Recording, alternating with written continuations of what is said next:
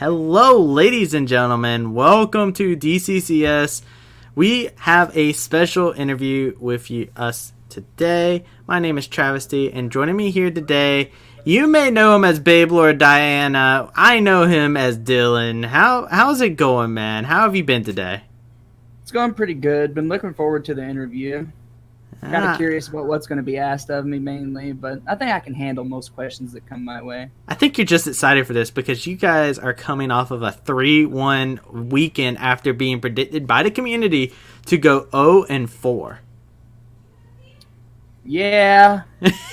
We kind of just shot out of the gate and people weren't expecting it. I think it mainly had to do with teams not showing us respect.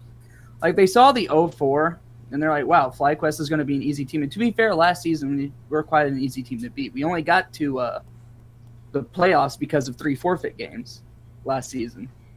They were too scared. So, I guess you could put it that way. But the few games we played in, we only had one decent game that was actually worth mentioning, and that was versus TSM. The one game I got Diana. I remember that. I remember the team omid that game. Yeah, that was a very fun game. Now let's fast forward it a little bit because we're in season 2 now, and let's talk about your 3-1 victory here. And real quick before we start breaking down what happened for you guys and what was going through y'all's head, you guys. I want to repeat this, went 3-1. You guys were able to pick up wins against GGS, TSM, and 100 Thieves. 3 teams that people were actually fairly high up on. And you guys actually ended up losing your one game to C9. So without further, let's go ahead and address the elephant in the room. The C9 game, this happened off stream, was completely out of the dark. If you guys won this game, that would have put you guys tied together with Echo Fox for undefeated going into this week. 2 things to say about that. Riot buff Nunu, please. Another one, and in pick ban phase, right? Mm-hmm. We were all hyped. We were just hyped as hell. Like, we're gonna win. We're gonna win. We're gonna win. But and we saw that they weren't banning some key champions that we usually have on a roster, like Lego Monster Scion. Mm-hmm. And they didn't ban the Scion for their first 3 bans. And he got so excited that he tried to insta-lock Scion. But he didn't realize he was still banning. So he insta-banned his own champion. And that just sent us all... It was a downward spiral from there. We all got tilted from pick ban. Like, we didn't even care about the team comp we were drafting. We're like, all right, I guess we could pick this now. We haven't planned for a situation where we don't have Scion. Dang it. Here's the thing, too. I love the fact that 2 losses that happened in the DCCS, we had a Scion mispick. Where the Scion in the Team Liquid versus Echo Fox game, there was this meant to be a Scion pick, and they accidentally clicked and locked in Shaco. Yeah, I heard about that. And then you guys get too excited for Lego Monster. He gets too excited. He's like a wee little boy. He's doing his wee little lad that's crazy for berries and cream dance, and he misclicks. He clicks too early.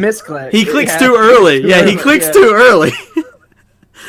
I mean, that Scion's a cursed champion in the DCCS, I feel like. Yeah.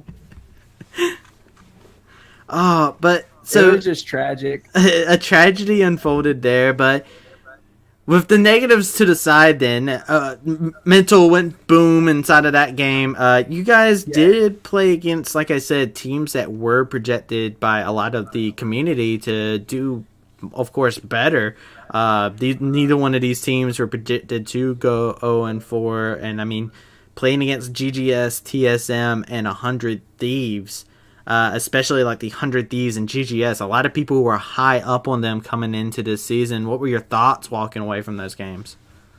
Well, my only thought was, God bless we banned Mundo. Versus 100 Thieves.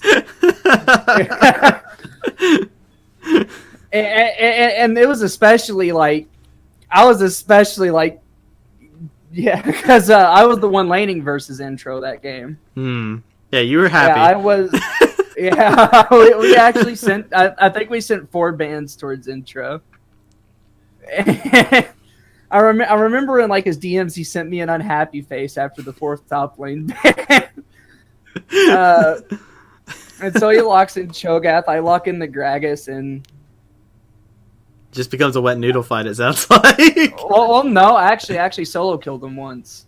Oh. And Zend was kind of actually watching after my lane quite a bit. And so, if I remember, my intro was like 1-6 by the end of the game. And that's nothing against intro. He's an incredible player, like Plat 3. I mean, I'm stuck down here in Gold 5. That's why I'm happy enough to just one lane, like let alone win the game. Like, I just so I'm being completely honest. I wasn't expecting to win that game. I just love anytime, like, even in like scrims, everybody has like this childlike glee when they beat intro and lane.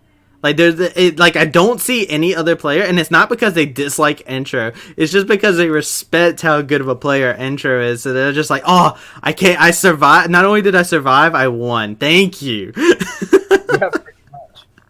So felt validated with the 100 Thieves win. You guys were able to play against GGS and TSM, which another interesting one because they have like their built again roster coming up for this next week. And I do want to kind of ask you, what were your thoughts going through the TSM game, and how do you feel about TSM evolving their roster after the changes they were forced to make? I've only played against Kanzian twice. Mm-hmm. Once last season when he locked in Teemo, and once during scrims. I mean, not scrims, in-houses. Mm-hmm. When he locked in LeBlanc, and I don't remember what champion I was playing, but he was clapping my cheeks pretty hard. So I saw like 2 sides of Kanzian, his little bit of a troll side and his serious side. So I didn't know what to expect in the lane against him. Mm-hmm. So that's why I pulled out my pocket pick Aurelion Sol. See, no one's ever seen me play it, so no one was expecting. I never have seen it. I said this on the cast. The A-Sol, not something I've seen you play. I'm used to seeing you want to play much more assassins that like to roam around, not these control mages that like to roam around. Like I said, I'll play assassins mainly. If I have the choice to play an assassin, I will. But you got to look at the bans that happened that game. Diana, Echo, and I believe Ari was also banned. Mm-hmm. And I'm like, well, there went my assassin midpoint. I'm not going to lock in Zed or Yasuo again. You learned your lesson. I don't want to lock in Talon again either. Well, I guess I'm going to play a control. Like, I have nothing against... Well, I hate control mages. I hate laning against them because I'm a melee mid player. I mainly play melee mids, and going against control mages is like living hell. Absolutely. But I can play control mages. Like, I can play your Orianna, I can play your Azir, I can play your A-Sol. It's just I don't play him often, but I have the capability and knowledge to play him. So that's why I think it throws people off whenever I lock in a control mage, and I do well. It's like, wait, where'd this guy come from? I thought he was a Diana one trick. Well, let's get to talking about your games coming up then, because you're going to be put to the test something fiercely here coming up as on day 1. Because you guys play against Clutch Gaming, another team that went 3-1. Even though some people are kind of arguing about the strength of schedule they had in week 1. And then you guys have Echo Fox, which is a juggernaut all of its own from the last week that we saw. How are you feeling about going into day 1 against these two teams? Echo Fox is going to be 5-1 at the end of this weekend. And the one team that's going to beat him is FlyQuest. Oh, okay. That's all I got to say about that one. So you're already saying it. Like, who's going to int on Echo Fox? Who is the most liable player to int on the roster of... You think Pancake's going to play? No, he is playing. Is he playing on that day? Yeah, he's playing support for Apple. So you're saying that Pancake's going to cost Echo Fox the game? Do you think Pancake is going to be Apple's kryptonite that game? Now, I want you to know, they're currently on a 10-game win streak last time I checked. Do you think that doesn't matter? It's just Apple carrying Pancake through these wins? Kinda. I mean, nothing personally against Pancake. He has his fully moments as a player, personal. but okay, yeah, but he has his moments as a player, and he also has his moments as a non-player. As a dictator. Yeah, like I've played several games with Pancake, and there have been games where we weren't that far behind. Like, don't get it wrong, we were behind. Like, we were getting clapped at the moment, but we weren't that far behind, and he just throws up the FF vote. I'm like, oh. Well, let's go ahead and talk away from Echo Bots since you're already saying Pancake's going to get clapped, and so is the rest of Echo Bots. They aren't a challenge for you guys whatsoever. What about Clutch Gaming? Where are they set on your guys' sights? Because they're another team that went 3-1. To be honest, I don't know much about Clutch Gaming. Like I hardly see him active in the Discord, and when I do see him active, they're not usually talking about their team. They're usually talking about memes or someone else. Or salad emotes. Yeah, but I don't think I've ever. If I have seen some of their members play, I don't remember them playing, and that could just be because sometimes I have a bad memory. But I actually don't know much about Clutch Gaming, and so them being 3-1 kind of tells me, hey, we don't know anything about them, but they're also performing on around the same level as us. We should look out for them. We should, keep our bearings when playing against them and not get cocky. Yeah, they could definitely be a dark horse coming into this because not a lot of people had faith in them, especially since they were another team that was projected to go 0-4 and ended up with the same record as your team, FlyQuest, and Optic Gaming's Discord. So I've seen like that's a trend. All the teams that are predicted to go like 0-4 and 1-3 are out here at 3-1. Mm-hmm. Yeah, absolutely. And this goes into the next question for day 2. You guys have your rematch against 100 Thieves, and you guys also play your first game against Team Liquid. How do you feel going into day 2 there? Are these going to be easy 2 wins for you guys, or are you guys a little bit concerned going into that? Well, I believe I'm laning against Intro. Well, no, wait, is it Intro or Cat this time? I'm not sure what the roster has been set. Actually, I don't believe we're at roster lock stage yet, so I don't think so yet. I don't think that any rosters have been finalized yet. Well, I'm kind of iffy about laning against Intro again because I know the Gragas is going to get banned. And I know the Kindred's going to get banned too. So that means I have to find something else to play top lane, and my team won't let me play Riven. So, and they won't let me play a carry champion top lane. They want me to start playing tanks, and I'm like, you know what? All right, I'll play tanks. Yeah, you say that as you lock in Malphite, and they look up and they're like, "Why do you have a lost chapter?" I have a lost chapter. I'm like, dude, Malphite's a tank. You didn't say I had to build tanky. You just said I had to play a tank. Yeah. You didn't say how I had. I'm just naturally tanky, okay? Yeah. All right. Well, real quick, we're coming across the end of this. Is there anybody who you're really that really impressed you from week 1 that's coming up here? I'm gonna have to give it to C9's jungler. Oh, okay. He was definitely probably the main reason they won that game. Like, I know our mental was boom, and that's part of it, but he definitely played out of his mind in that game, and that's definitely a big contributor. All right, and real quick, I gotta ask you, who are you most likely to solo kill?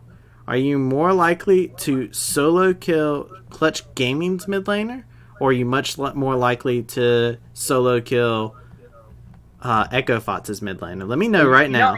You know I'm already going to solo kill Zolo in lane. You think it's going to be the solo on Zolo? Yeah, he can play all his control mages and play under his turret all he wants. He can't hide from Dylan, huh? Yeah, he can't hide it. Just wait till I lock in that Gragas mid. He won't be under his turret long.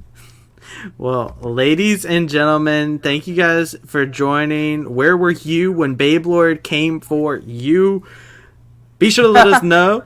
We got the DCCS coming up. It's going to be starting up Saturday and Sunday, 5 p.m. EST.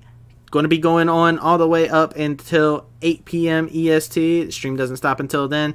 Be sure to come by, tune in, check it out. Come in a little bit early on Saturday, especially. You get to see the episode of This or That, which is going to be starring myself and Blazing Legend as my special guest. So be sure to tune in, get up on all the action, and cheer on your favorite community playing for your favorite LCS team. With that being said, ladies and gentlemen, my name's Travesty, and my boy Dylan. You got anything you want to say to anybody who's the non-sayers? Let me hear what your thoughts are to the people that said you were going to go 0-4. Well, wasn't that mainly like the entirety of the community didn't believe in you? Oh yeah, that's right. They think you're just a filthy one trick. You can only play Diana. What do you want to tell to the people that think you can only play? Now I can only play Gragas. If you downvoted FlyQuest, you're on the E-Flash hit list. Get ready for it. Oh, baby. You got an electrocute proc coming your way. Ladies and gentlemen, thank you guys all for tuning in, and thanks. Peace out. Bye-bye.